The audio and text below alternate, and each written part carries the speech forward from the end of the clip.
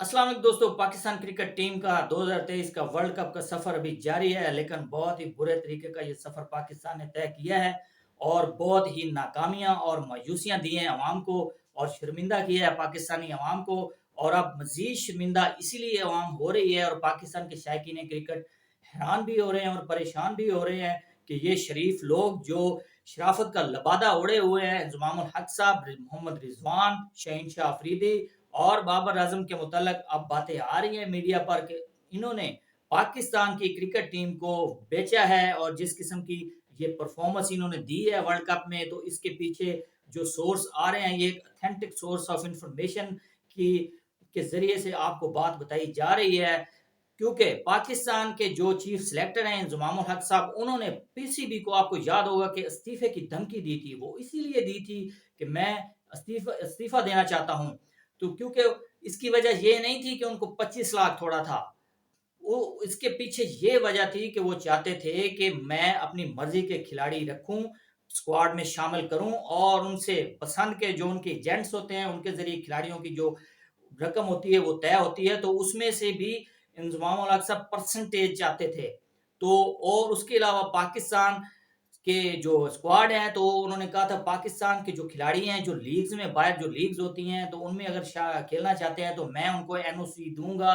तो पीसीबी ये नहीं एनओसी देगा, तो पीसीबी ने कहा कि ये राइट आपको नहीं होना चाहिए। पता नहीं लोगों की आंखों में धूल झोंकने वाली बात की थी। पीसीबी ने भी बाद में उनको ये इजाजत दे दी उन्होंने कि इंजमाम उल हक साहब इजाजत दे सकते हैं, खिलाड़ियों को एनओसी दे सकते हैं। तो इस एनओसी के पीछे भी यही वजह थी कि जेट्स के जरिए पैसे तय करने थे खिलाड़ियों के। उनमें से भी इंजमाम उल हक साहब ने शेयर लेना था, क्योंकि 25 लाख थोड़े हैं इनको, इनके लिए तो ये 2500 के बराबर होते हैं 25 लाख, लिहाजा इनको ज्यादा पैसों की जरूरत होती है। तो इंजमाम उल हक साहब ये गेम चल रहे हैं और जो वर्ल्ड कप का स्क्वाड जो बाबर आजम पे डाला गया है कि बाबर आजम को कुर्बानी का बकरा बनाया जा रहा था, अब उनको बैक करना छोड़ दिया इन लोगों ने, क्योंकि इनकी परफॉर्मेंस बुरी हो चुकी है। अब पाकिस्तान की टीम ने जो गोल खिलाना था वो तो खिला चुके हैं। पाकिस्तान की परफॉर्मेंस अब पूरी दुनिया के सामने आ चुकी है। तो बाबर आजम के हवाले से कहा जा रहा था कि ये स्क्वाड चूज करके लेकर गए हैं, हालांकि बिल्कुल ये सरासर गलत है। ये इंजमाम उल हक जो चीफ सिलेक्टर हैं उन्होंने सिलेक्ट किए हैं खिलाड़ी जो डिजर्व नहीं करते थे और जिनकी परफॉर्मेंस आपके सामने है, और उनसे इन्होंने बिल्कुल शेयर लेना था। इनके जो उनको पैसे मिल रहे हैं, तो इंजमाम उल हक साहब और ये जो चारों खिलाड़ियों का नाम लिया गया है ये सभी इसमें मुलव्वस हैं। और पीसीबी, मेरे ख्याल में इन पीसीबी को इंक्वायरी करनी चाहिए इसके मुतल्लक, और पीसीबी पता नहीं करेगा कि नहीं करेगा, अंदर की बात का अभी तक मालूम नहीं हो सका, क्योंकि मेरे ख्याल में यहाँ सभी एक ही जैसे लोग होते हैं और इंक्वायरी कौन करेगा और कौन सामने लाएगा ये बातें। तो इंजमाम उल हक साहब और एक आदमी है जो यूके से ताल्लुक रखते हैं और मोहम्मद रिजवान, ये कंपनी मिलकर मिलकर चला रहे हैं और ये शेयर होल्डर हैं उसके तीनों।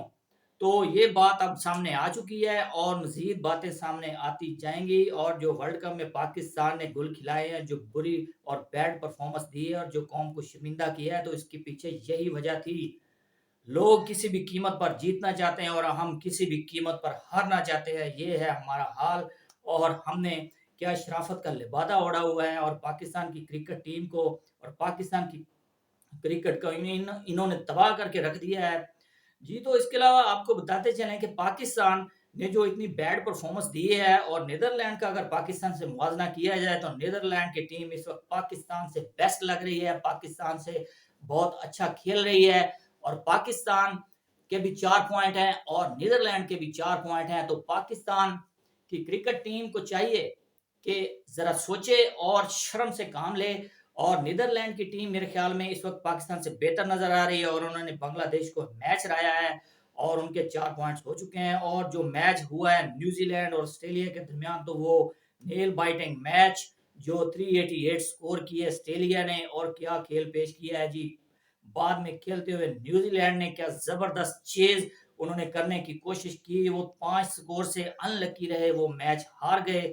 लेकिन ऐसी होती है क्रिकेट। और पाकिस्तान की क्रिकेट का हाल देख लें तो सभी टेस्ट प्लेयर पाकिस्तान ने डाले हुए हैं, जिनकी सबसे ज्यादा प्रायोरिटी होती है कि हम आउट ना हो, डॉट बॉल खेलें اور ڈاٹ پر ڈاٹ کھیلتے جاتے ہیں. اور ساؤتھ افریقہ کے خلاف پاکستان نے 183 ڈاٹس بال کھیلی ہے. پاکستان کے بیٹسمینوں کو شرم آنی چاہیے, کچھ سیکھنا چاہیے, دوسری ٹیموں کو دیکھ کر, ان کی پرفارمنس کو دیکھ کر اپنے آپ کو سنوارنا چاہیے. لیکن ان کو کوئی عزت راس نہیں ہے کسی قسم کی, یہ ترقی نہیں کرنا چاہیے. پاکستان کے جو بیٹسمین ہیں ان میں ایک ڈر اور خوف پایا جاتا ہے, اور ان کی پرفارمنس اور جو بلنڈر کی ہیں ان کی کیپٹنسی نے بابر اعظم کی, اور ساؤتھ افریقہ کے خلاف پاکستان کو یہ میچ ون کرنا چاہیے تھا.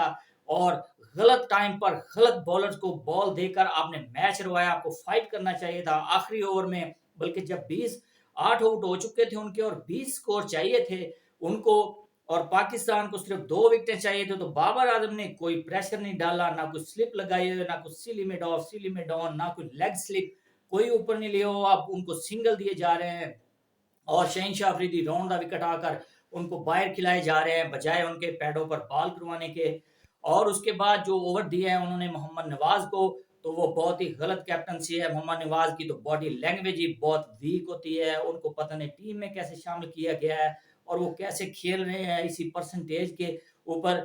تو انہوں نے جو اوور کیا ہے اتنا ہاف ٹریکر کیا ہے. چلو آپ اسامہ میر کو دے دیتے, انہوں نے 2 وکٹیں لے کر دی تھیں آپ کو, لیکن آپ نے اعتماد کیا ہے محمد نواز پر, اور آپ کو جو اعتماد کو ٹھیس پہنچائی, انہوں نے پاکستان کو جو ہار دلوائی ہے. تو محمد نواز کو شرم آنی چاہیے, اور بابر اعظم کو کیپٹنسی سے استعفیٰ دینا چاہیے. میرے خیال میں اب استعفے کی ضرورت ہی نہیں پڑے گی, کیونکہ جس طریقے کی ہار ہوئی ہے, جو لوگوں کے مطلب نکلے ہیں اور جو لوگوں نے کرنا تھا وہ اپنا مطلب حاصل کر لیا ہے. اب بابر اعظم بھی جائیں گے, گھر جائیں گے, فارغ ہوں گے, اور باقی جو کھلاڑی آئے تھے ویسے کرکٹ کو انجوائے کرنے کے لیے, انڈیا کی سیریں کرنے کے لیے, وہ بھی گھر جائیں گے. تو پاکستان کا جو نام انہوں نے خراب کیا ہے تو ان کو بالکل سزا ہونی چاہیے. اور اس قسم کا ان کی اجازت ان کو کون دیتا ہے, کون ان کو پوچھنے والا ہے؟ سبھی سوئے ہوئے ہیں, کوئی ان کو پوچھنے والا نہیں ہے, کوئی احتساب کرنے والا نہیں ہے. پی سی بی پاکستان کے میرے خیال میں ڈومین میں نہیں آتا. پاکستان کی کرکٹ کو انہوں نے آزاد چھوڑا ہوا ہے, پہلے ہاکی کو انہوں نے تباہ و برباد کر دیا, اب کرکٹ کے پیچھے لگے ہوئے ہیں, اور پاکستان کی عوام کو انہوں نے مایوس کیا ہوا ہے. اور پاکستان کی کرکٹ ٹیم کے لیے یہ ضروری ہے کہ پاکستان کی کرکٹ کے جو اوپر سانپ بن کر بیٹھے ہوئے ہیں ان کا سر کچلنا چاہیے, جو پاکستان کی کرکٹ کو ختم کرنے میں لگے ہوئے ہیں. اور پاکستان کی عوام بار بار ان سے دھوکہ کھاتی ہے, اور یہ بری ہار پاکستان کے لیے لے کر آتے ہیں. کیا یہ دوسرے بیٹسمین نہیں ہوتے؟ وہ اگر چوکا یا چھکا لگا دیتے ہیں تو اس کے بعد ان کو پتا ہوتا ہے کہ میں نے کون سی بال پر سنگل کرنا ہے, کس کو روکنا ہے, کس پر میں نے شاٹ لگانی ہے. اگر یہ ایک شاٹ لگا دیتے ہیں, 6 لگا دیتے ہیں, تو باقی ساری ڈاٹ بال یہ کھیل جاتے ہیں. ان کو کوئی کانفیڈنس نہیں ہے بیٹنگ کا. ٹیسٹ پلیئر انہوں نے کھلائے ہوئے ہیں, اگر دوسری ٹیموں میں ٹیسٹ پلیئر کھیلتے ہیں تو وہ اکارڈنگ ٹو دا سچویشن بال کو کھیلتے ہیں. ان کو پتا ہوتا ہے کہ میں نے یہ بال کس لحاظ سے کھیلنی ہے اور میرٹ پر کھیلنی ہے. اور اگر میں ون ڈے کھیل رہا ہوں تو ون ڈے کھیل رہا ہوں, اگر ٹیسٹ میں کھیل رہا ہوں تو وہ ٹیسٹ کے لحاظ سے کرکٹ کھیلتے ہیں, اور T20 بھی کھیلتے ہیں. ایسے کھلاڑی ہیں جو تینوں فارمیٹ کھیلتے ہیں. لیکن پاکستان کے جو اوپنرز ہیں امام الحق اور عبداللہ شفیق, ان کو انہوں نے اوپنر رکھا ہوا ہے, اور وہ ٹیسٹ کے پلیئر ہیں, اور وہ ٹیسٹ ہی کھیلتے ہیں. ان کو پتہ ہی نہیں ہے پاکستان کی کرکٹ کا یہ اتنا برا حال ہو چکا ہے. پاکستان میرے خیال میں کرکٹ میں کبھی نہیں ترقی کرنے والا. اگر پاکستان کوشش ہی نہیں کرے گا تو ترقی کیسے کرے گا؟ سری لنکا نے جیسے ترقی کی تھی 96 کے ورلڈ کپ میں, انہوں نے کرکٹ کی ہسٹری کو چینج کر کے رکھ دیا تھا. 10-11 اوور میں 100 کرتے تھے, انہوں نے کرکٹ کو اتنا فاسٹ کر دیا تھا. لیکن پاکستان اب بھی 80 کی دہائی کی کرکٹ کھیل رہا ہے. ان کے پاس پرانے بیٹسمین ہیں, امام الحق جیسے, ان کا 80 کا سٹرائک ریٹ ہے, اور عبداللہ شفیق کا بھی 80 کا سٹرائک ریٹ ہے. اور پاکستان نے جو اب نام کمانا تھا ورلڈ کپ میں وہ تو کما چکے ہیں. اب اگر مگر میں جو لگے ہوئے ہیں, جو باتیں اب لوگ سوچ رہے ہیں کہ پاکستان اب کس طریقے سے سیمی فائنل میں پہنچ سکتا ہے, تو عوام کو چاہیے کہ مہربانی کریں اور اب ایسا سوچنا چھوڑ دیں اس ٹیم سے جو آپ نے توقعات لگا رکھی ہیں.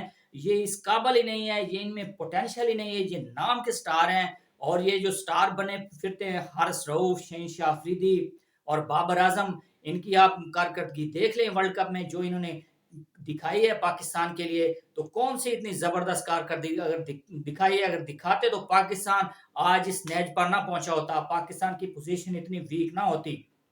پاکستان سے تو اچھی کرکٹ نیدرلینڈ نے کھیلی ہے, اور پاکستان بد سے بدتر ہوتا چلا جا رہا ہے. اور باقی پاکستان کے 3 میچز رہ گئے ہیں, اگر پاکستان یہ تینوں میچ بھی جیت جائے تو پاکستان کا جانا بہت ہی مشکل ہو سکتا ہے, کیونکہ پاکستان किसी तरीके से भी अच्छा नहीं खेला, उनका स्ट्राइक रेट बहुत लो होता है और उनकी जो एवरेज है वो नेगेटिव से नेगेटिव होती है हर इवेंट में, और ये एवरेज की वजह से पिछले वर्ल्ड कप में भी बाहर हो चुके थे।